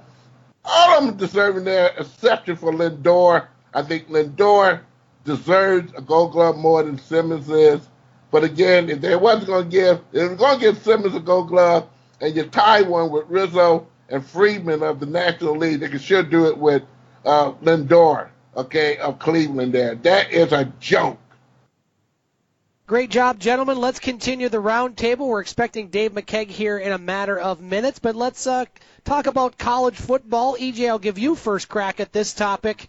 Looking at the playoff, not the playoff that will be announced tomorrow, but the playoff standings, which will be announced tomorrow, will be a little bit different as well. No surprise, Alabama's going to be number 1 as they shut out number 3 LSU on the road this weekend, so that'll knock LSU out of competition. Clemson will remain at 2, and Notre Dame should remain at 3. Those are the 3 undefeated teams in the top 10. Now, there's another undefeated team, Central Florida. They win, yet they drop 2 spots. I just do not understand the AP voters and how Central Florida does not get any credit. Granted, they didn't look the best, but they still won. They're still undefeated. But the question I have for you all is, who will be number 4? Who's going to be in that 4th spot? Again, it doesn't matter until the official polls or the official playoff is announced after the season and the conference championships, but I think most people think Michigan, with their victory over Penn State, pretty much controls their own destiny. If the top 3 teams were to remain undefeated, and that is possible, Alabama, Clemson, and Notre Dame, Michigan should, if they control their own destiny, get in. My question I have is, who is your 4th team in this weekend? Who are some of these one-loss teams that you think have a good chance of potentially getting into that playoff? Right now you have Georgia. These are the AP polls. Georgia with the 1 loss at 5. Obviously, they'd have to play Alabama in the SEC championship. Oklahoma at 6. West Virginia at 7. They'll play each other. Oklahoma has to play Oklahoma State as well. Ohio State, they have 1 loss at number 8. They have to play Michigan and then the Big Ten championship. Then you have Washington State with 1 loss in the Pac-12. So the question is, who is the 4th team in this week, and who are some of these one-loss teams that you're watching heading into the final few weeks of the regular season? EJ, I'll go to you first. I think if Notre Dame wins out, they're absolutely a lock for the college football playoff. Same with Alabama and Clemson. But I think if Alabama doesn't get in, I think it's got to be Georgia. If Georgia finds a way to win that SEC championship game and win it handedly, okay, they can't just win, they have to win it handedly. I think that they'll earn the nod there. And I think that Tua Tagovailoa needs to continue to be successful as the quarterback of that team. Has quite a bit of touchdowns, low interceptions. They looked very strong against what is a good LSU football team. I think that the winner of Michigan-Ohio State, if they continue to win out, that goes to the college football playoff, the winner there. But I think that the Big 12 is the conference that I'm watching right now, Oklahoma and West Virginia. I think that that's something that people need to pay attention to. West Virginia was kind of a dark horse to make the college football playoff this year. But I think if UCF finds ways to continue to win football games, they were undefeated last year. If they go undefeated again this year, I think that they deserve not at the 4th spot, especially if Ohio State beats Michigan. And some of my fellow Buckeyes fans are going to give me a hard time about this. But if Ohio State beats Michigan by a little bit, I think you have to take into consideration the fact that Ohio State did lose to Purdue. And I think that UCF would deserve the nod there. I agree with you, Scott. I don't know why they're dropping spots, remaining undefeated. I do understand that they have a weaker schedule, but that's something that needs to be rewarded. I know that the college football playoff is a year-by-year thing, but winning that many games in a row, that's something that needs to be acknowledged, and I believe that needs to be rewarded. So right now I'll have the winner of the SEC, which should be Alabama, Clemson, Notre Dame, and if Ohio State beats Michigan, I think that UCF really could deserve a nod here. Butch, let's go to you. EJ Russell aboard the Central Florida bandwagon, much like you and I are. Your thoughts on my topic, sir?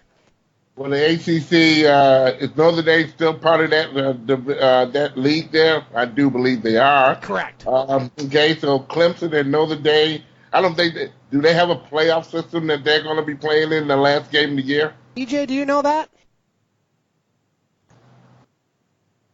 Say that one more time, please. As far as Notre Dame and their affiliation with the ACC, could they potentially meet Clemson in the ACC championship game?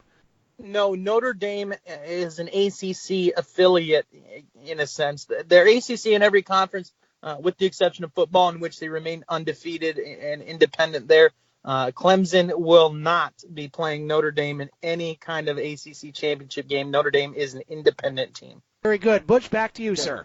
So what a shame here. So we got Notre Dame and UCF, okay? Those teams are locked up. You got Michigan and Ohio State. You got Georgia, who's already got their little place in the playoffs or the championship game, will probably go against Alabama. The winners of those games go to the playoffs. Nothing said, okay? And I'm very adamant about that. You also got to take into consideration the Big 12, okay? Well, basically, got Oklahoma State getting ready to go after each other pretty doggone soon. So this is going to be a raggedy situation there. But right now, the ones in scroll that I have is Notre Dame and UCF, okay? Those two teams right now should be in the playoffs. If they run the role of undefeated, they got to go, okay? Michigan, if they take off Ohio State, and again, they have a championship game as well, and they take that all into consideration, then Michigan goes in there too. No matter where they're seated at, they go. Same thing with Georgia and Alabama. If Alabama runs the table, again, Alabama will be there, and those are the teams I have. Now, Clemson is another situation there. I think that stinks that basically the affiliation, but again, Notre Dame is a smart school when it comes down to making money. You can't fault them for staying independent in football there. You can't fault them at all. But again, it leaves room open for, again, not to have the conversation, but to do something about this playoff system that is running ragged, okay? Running very ragged as far as the fans are concerned on who's deserving to go in there and play. It is stupid. It is dumb. It is ignorant. What are we teaching our kids, okay? That's what I want to know here. What are we teaching them? Cheat and you'll get over in life? Or if you go to one of those schools, forget everybody else here? Come on. This is crazy. This is crazy as I don't know what here. Joining us right now here at the Wicked Sister, Dave McCaig, host of the Game Sports Show from Sault, Ontario. Kegger, how are you doing on this Monday night, sir? I'm doing great, Scott. I like the hat you have on. Yep, very good. Soo Greyhounds hat, and I think I came at the right time. It was after college football. Absolutely. Before we get to you, Dave, EJ's got to leave a little bit early. So, EJ, let's go to your thumbs up and thumbs down for the week before we get to Dave and his topic. So the floor is yours, Mr. Russell. Thumbs down for the week. Francisco Lindor not winning a Gold Glove at the shortstop position. I think that's an absolute shame. The man is probably the most talented shortstop defensively in Major League Baseball, in my opinion. Yes, I do have a little bit of a biased opinion there, having him play for the Cleveland Indians. But really, Butch, I know you agree with me. I really do believe that he's the most talented shortstop in Major League Baseball. So thumbs down for him not winning a Gold Glove. Thumbs up. I'm going to go local sports. The Escanaba Eskimos beat Alma 14-13 to win their district championship. They're headed this weekend to play Grand Rapids Central Catholic in a playoff game, and I'm very excited to see how they do there. Proud to be supporting my local community as a resident of Escanaba right now. So thumbs up to them. I got a chance to watch the playoff game against Ludington. But thumbs up to them for finding a way to win another football game late. They've had some late game heroics this year, and I hope to continue to see them produce in the playoffs. EJ Russell, thank you for joining us. Have a great rest of your week, and we'll talk to you hopefully next Monday, sir. Pleasure as always, boys. See ya. All right. All right, let's get to Mr. Dave McCaig here at the Wicked Sister. Butch Davis continues to join us on the round table. Dave, first of all, welcome, and thanks for making the trek over. I know you had to work a little bit late, but you're here, and now you have a topic that you would like to bring up on tonight's round table. Butch, I'll give you first crack at it. Floor's yours, sir. I like being original, so I am going to go the hockey route, but I'll say first, Scott, sorry for the last couple of weeks with the schedule and the conflict, and sorry to the listeners about being late and coming late, but next week we'll be back on schedule. Good. So, but I will bring up hockey. You got to go that route, and I know you told me just while EJ was speaking there that it hasn't been discussed yet, so just the wings. We covered the wings. But talk about the National Hockey League from a broad perspective. I would like to talk more about William Nylander, but I feel like a lot of Leaf fans are getting pretty blue in the face about it, but just read some traction today that William Nylander talks with Carolina picked up with making a deal there for either Falk or Brett Ponce. But there's also been rumors about the Kings getting really aggressive, offering both Jake Muzzett and Tanner Pearson for William Nylander, which would be absolutely amazing. I think is a pretty steep offer for William Nylander. So I think if that is the case, Dubas having a connection with the Hounds and with Muzzin, I think that would just make sense. So I want to go that William Nylander route and just a generalized NHL discussion. Butch, you and I talked about the wings. Addressed Dave's topic, some of the players possibly on the trade block in the NHL here as we've been, about a month and a half into the season? Yeah, a month into the season. Well, L.A., let's talk about them first and foremost there. They seem pretty desperate. They already threw the coach out in the street here, and if it hasn't happened yet, it's coming. For what I got so far, I'm very impressed with the Avalanche. I've seen them a couple times this last week there. I'm very impressed with that particular team. Montreal's getting a little bit better here. They're getting some juices there flowing there. The Predators look pretty doggone well. The Nylander situation there, that is kind of sticky, Dave. We got to look at somebody who got a lot of bucks, but they're under the cap a wee bit. I look at the Boston Bruins or somebody like that to get somebody like that, or Carolina. It's just I don't know where to go with that. I don't know where to go. I'm quite sure Toronto would love, but can't. But it's sticky there, and as far as the Red Wings are concerned there, I'm thinking some kids in Grand Rapids are itching. I looked at their roster last week for sure. And all of their roster, every kid that's on that team right now is eligible to come down here and play professional hockey. So unless the Wings have got some tricks up their sleeve to get a veteran, some of them kids might be trade bait up in Grand Rapids or in Detroit, per se, to get somebody very special in order to kind of boost their ego up there, because they're not scoring goals the way they should, and you expect that out of young kids. But again, we need that goal scorer to kind of set a pace. Larkins is doing a fantastic job these last 3 weeks. I don't know what woke him up, but he's averaging a point a game. It's just going to be sticky right now with the NHL being the way it is. You kind of wait till like December to kind of judge them, but right now the league is very competitive.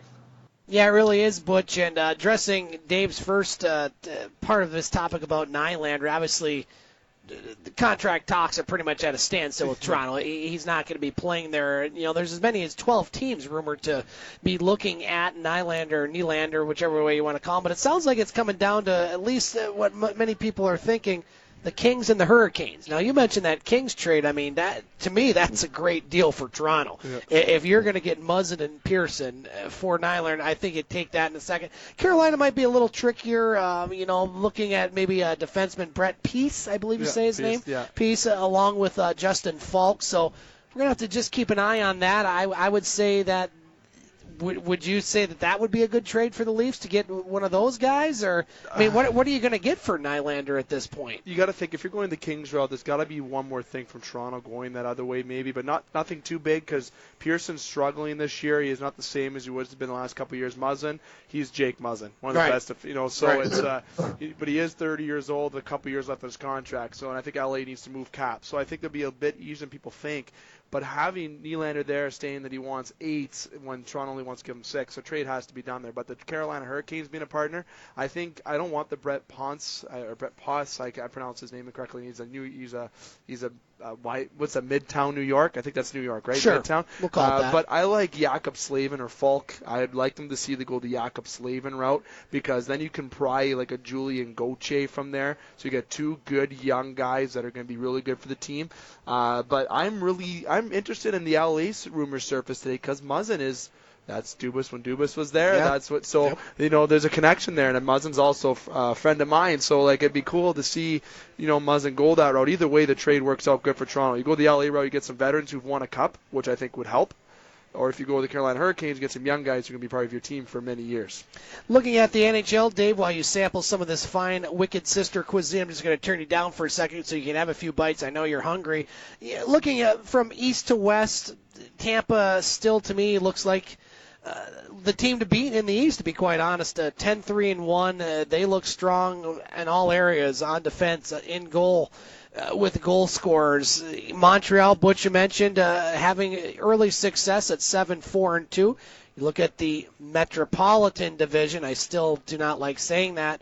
The Islanders in first place with 17 points. And what's that, Dave? Like wow, right? I know. The Islanders being in first? A team that I think maybe might be in a little trouble is Columbus right now. Struggling out of the gate. I know there are some rumblings about Torella there, or however you say his name, possibly being one of the coaches that maybe will be the next one to find the pink slip here. I think it's a little early days there, but that's a team I expected more out of.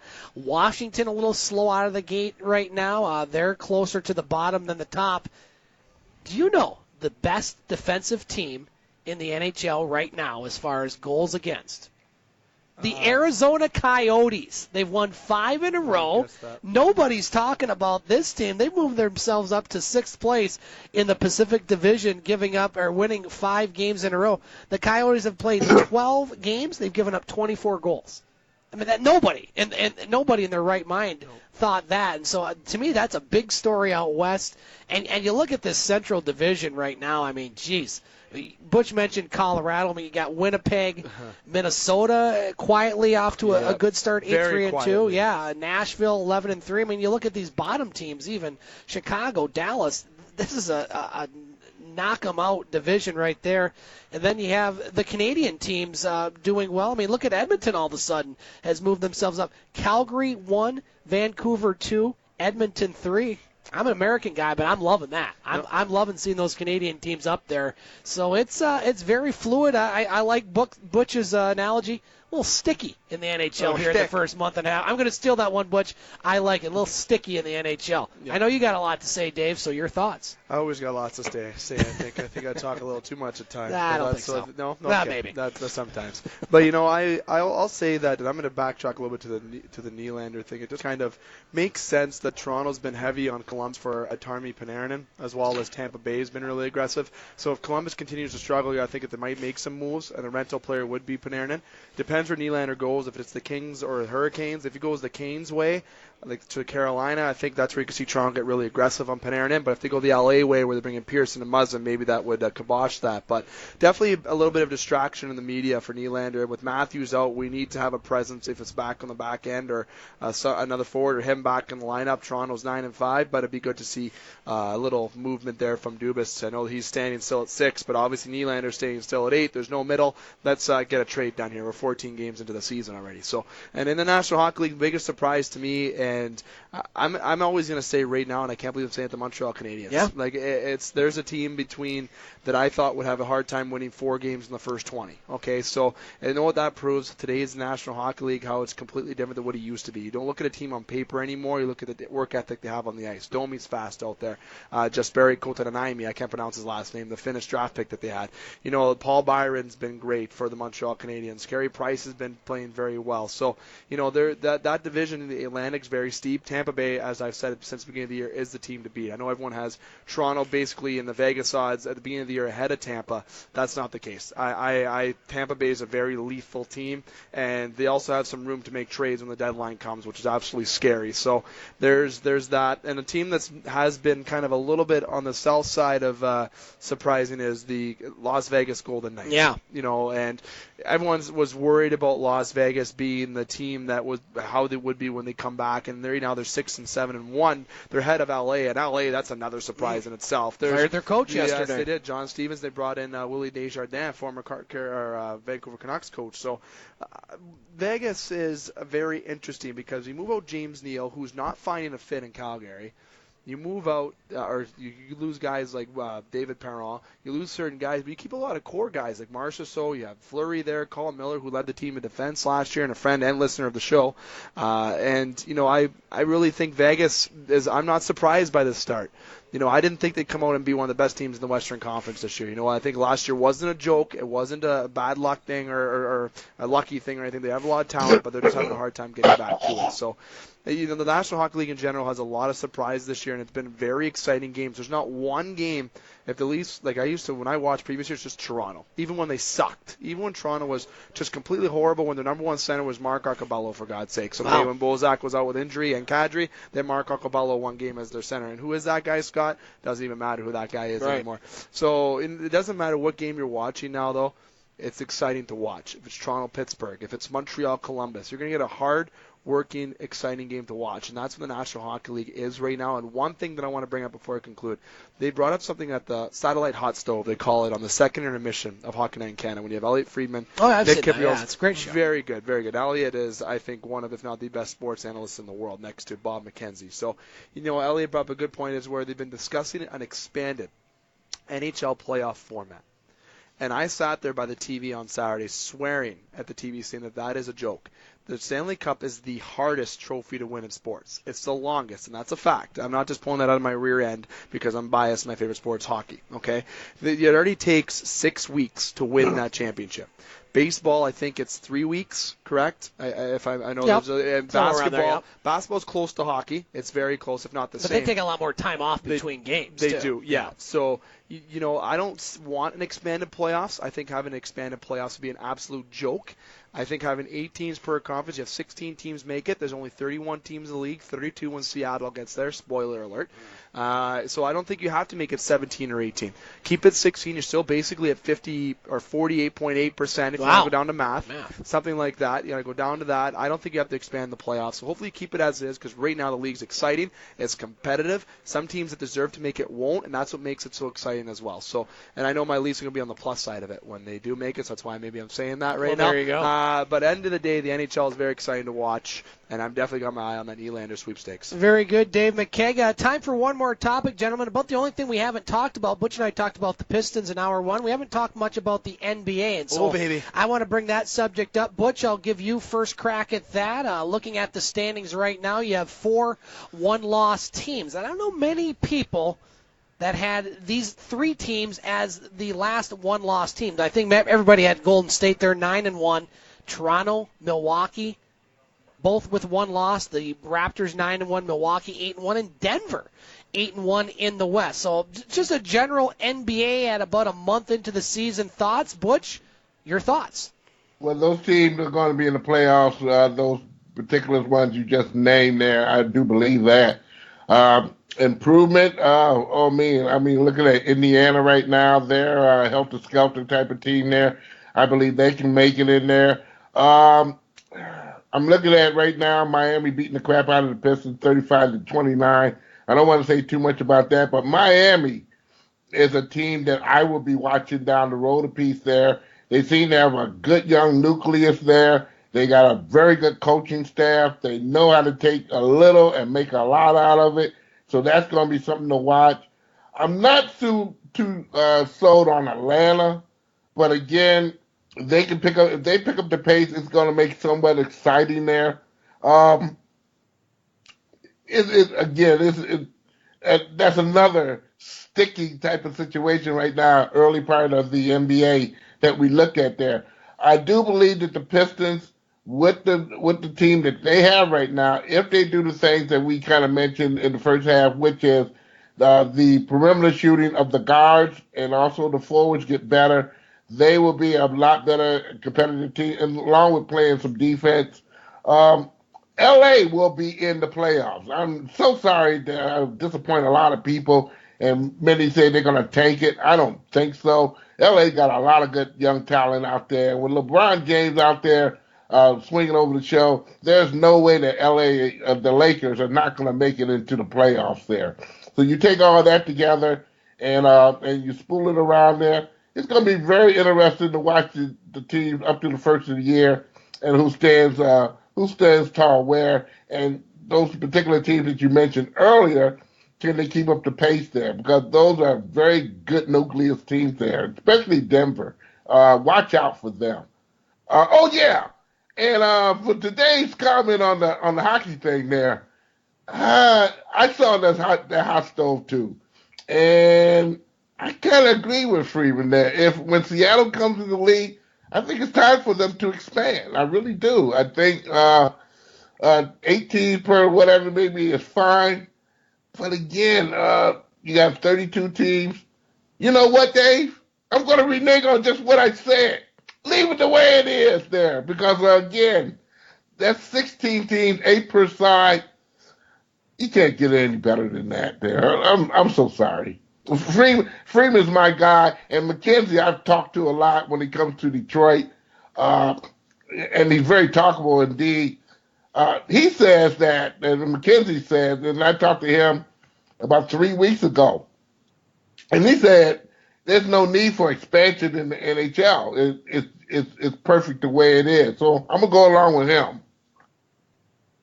I agree with them. Just before I get to Dave and you and the NBA, I agree with both you guys. You look at back when I really liked the NHL, when you had the Patrick, the Adams, the Smythe, and the Norris division. Dave, you had 21 teams in the league, and 16 made the playoffs, baby. If it's good enough for then, it's good enough for 32 teams. Keep it the way it is. Because what are you going to have, right? If you're going to make 2 more teams go in, that's a total of, quick math, 18 teams. Yeah. All right? And then what are you going to have? The first place team get a bye, then you have this team get... Yeah. No, that's BS. Keep it the way it is. If you get 10 more new teams, okay, go ahead. Maybe expand it, but then that's a problem. That's too many hockey teams, okay? It means you'll get a team over in Soo Mich and Soo Ontario and call it Algoma Peninsula Eagles or something like that. How about this? Do what they do in the Premier League.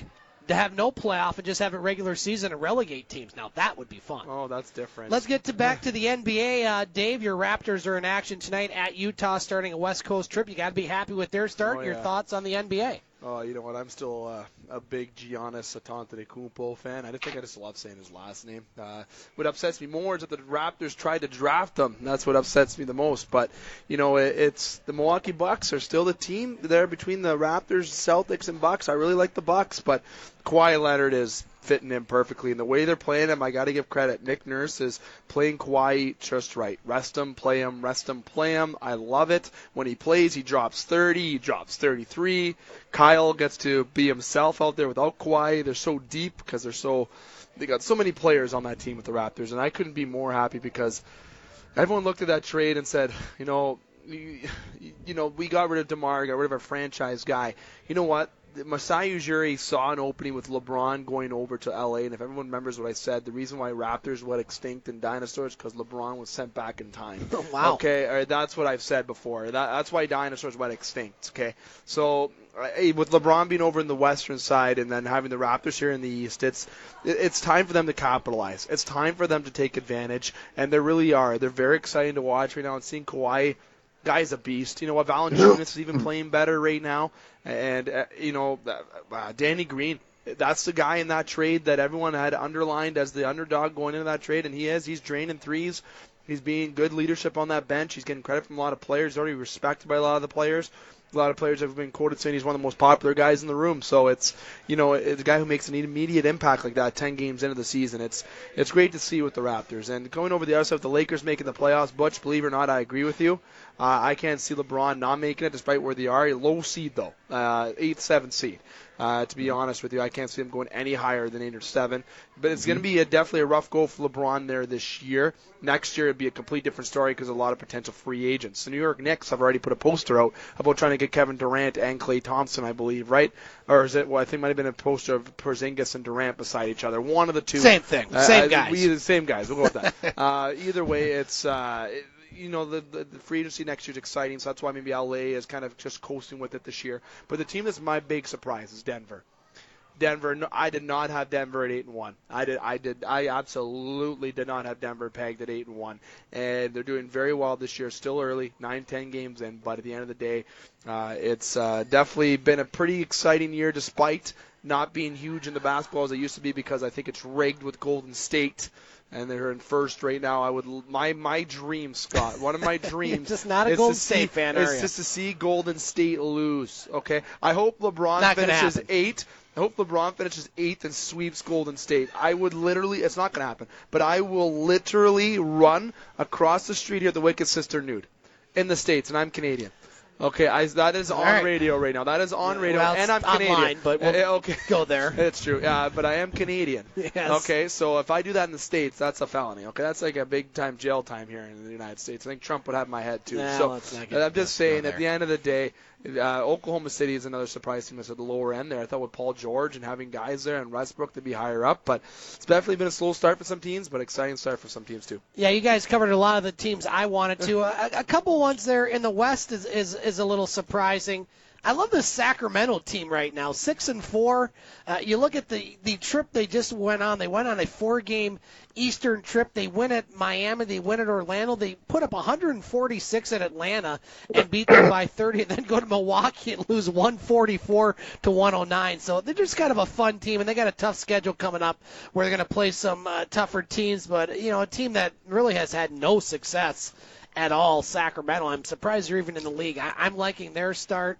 I'm also liking the start of the Memphis Grizzlies there. Memphis 5-3. Just a couple teams maybe I didn't expect to be in the playoff picture at all in the West. I agree with you two. I think LA will make the playoffs. I don't think they're going to maybe make a lot of noise in the playoffs right now. And in the East, Toronto, Milwaukee, Boston, Philadelphia. I mean, I think that's a good four-way dance right there. Who's going to be maybe the fifth team? Indiana, Charlotte, maybe. I don't think Brooklyn's going to stay up there. I like what Butch said about Miami and such. Chicago 2-8. We're just having a terrible start there. Yeah. So that's just some general NBA talk, gentlemen. And it is time for our thumbs up and thumbs down for the week. Boy, we timed the show perfectly tonight. Butch, we'll go to you first. Who you liking, who you not liking? Your thumbs up and thumbs down for the week, sir. Thumbs down is for the refereeing and the officiating in the Patriot Packers game when Jermaine Whitehead got thrown out the game for popping someone upside the head. Open hand on the helmet. That was a petty call to throw him in the street. I did not like it. They're going to have to reissue something. I mean, send him a care package or whatever it may be, but that never should have happened. I saw that last night, and you should have got a penalty for unsportsmanlike conduct there, but again, for him to get thrown out the game for overhead slap on the helmet there, nothing using any foreign object there, just an open hand on the helmet. And they do that all the time when somebody scored a touchdown, headbutton, or whatever it may be. Why does this guy get thrown out the game there? That's a thumbs down for that one there. And, Roger Federer, talking about Serena went too far in the Open there. And she did. She did very much so. For a person who's a veteran, will have a whole heck of a lot of class.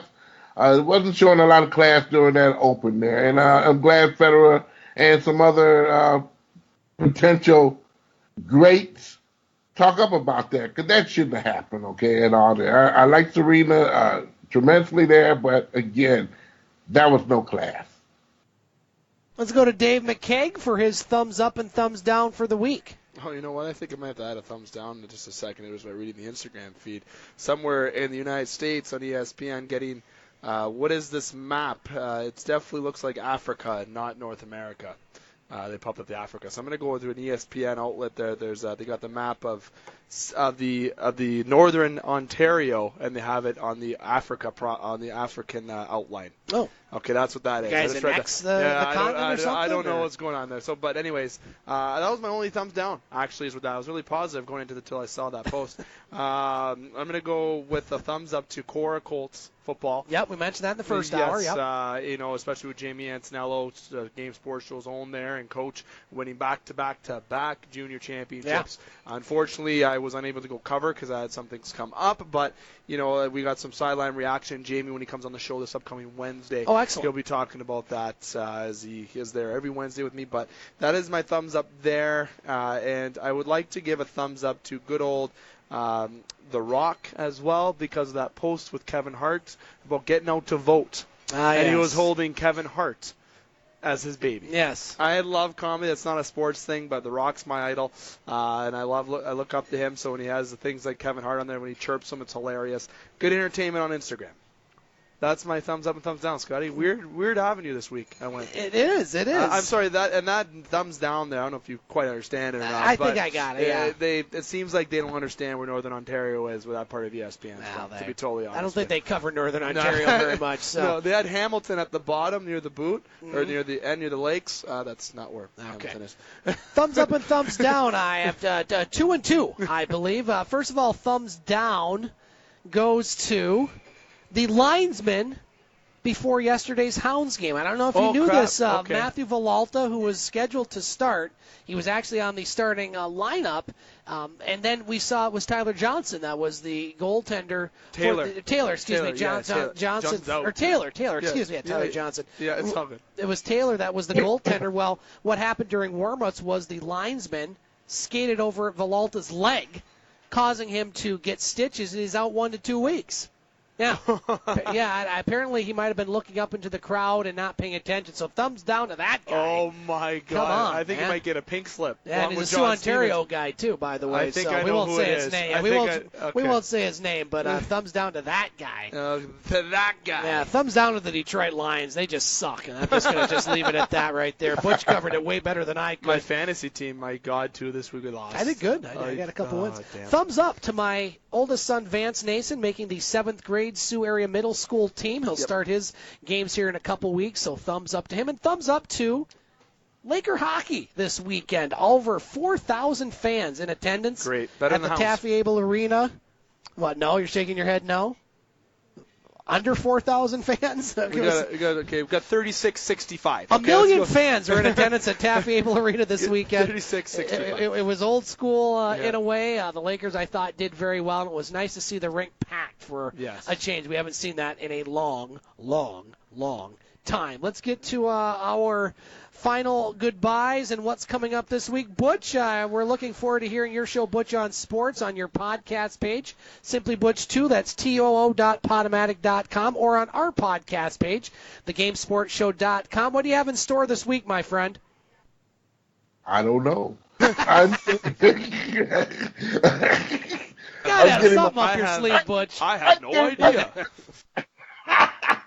I'm getting my carpet cleaned tomorrow here, boys and girls here, so I can stop sneezing and stuff here. But this week we'll deal with the Red Wings a little bit there, and I'm definitely gonna go down to Allen Park and check out Martin Luther King and the Allen Park team have at it in some Divisional 3 playoffs there.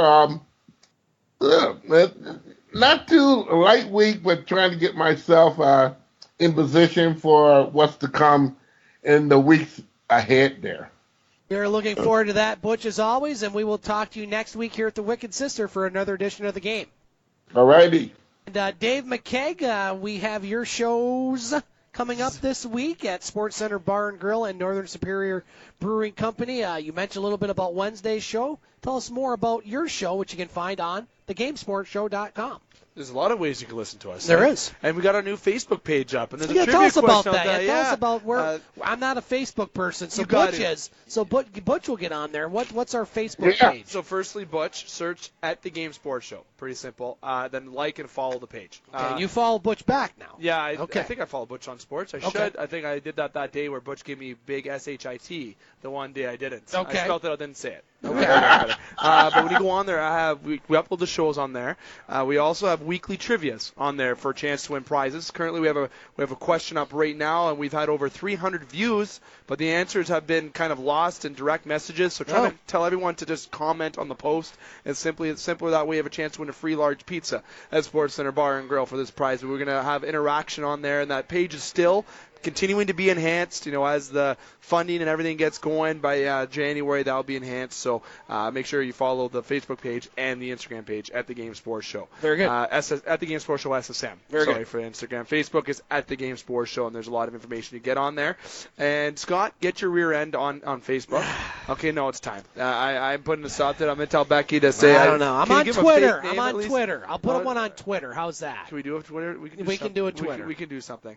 Your shows this week. What's going on? Shows this week. Wednesday, we're at Sports Center at 9 o'clock. Myself, Jamie, Matt Primo is expected to be there as well. Hopefully Justin and Dustin are able to make it. Dustin's currently building a house on Sunnyside Beach in Soo, Ontario. So, it's quite busy time for him. So we might have Justin Heichel in his place. But that's this Wednesday at Sports Center. We're going to wrap up our, continue our In the Pocket segment, obviously, but talk about the high school football scene in Sault Ste. Marie. And then on Thursday, we're going to be at Northern Superior Brewing Company. We're going to be there at 7:15. Guests haven't been announced yet. We'll have to announce it on Wednesday. We're still trying to get everything arranged there. A couple maybes, a couple I don't knows. So we'll have to see what happens there. It'll be myself, Justin, hopefully Brad, and then Dane Hantro is officially back in the lineup. Back from what, Vancouver or something? Back from Red Lake. Well, he's been in Vancouver. He's been in BC. He's been in Halifax this year. But he's actually moving into my apartment right now as I sit here. So he's moving in with me. So it's not only is he a panelist member and a friend, he's a roommate of mine. So he'll be back in the lineup this week, I'd like to say. And this weekend we will be at the local sports scene in Soo, Ontario with the Soo Thunderbirds and all that stuff. And I want to say a quick thing for the Thunderbirds. I give them a little shout out that I saw on their Facebook page. This is the final week we have a chance to put a bid on their breast cancer awareness jerseys. You put your money in for a chance to win, or put your money for a bid in for a jersey, for example, for a player like Lucas Terrio or something of such, and then your money goes towards the breast research and for the Cancer Society. So get that in there. You can follow the Soo Thunderbirds Facebook page for that. Very good. Dave McCaig, thanks for coming over, making the trek, and we'll talk to you next week here at the Wicked Sister on the Game. I'll be here for a full show next week, Scotty. Looking forward to it. Again, want to thank all our guests, Dave, Butch, E.J. Russell, our broadcast engineer, Dallas Miller. That's going to do it here from the Wicked Sister. We'll talk to you next Monday on the Game here on Eagle 95.1.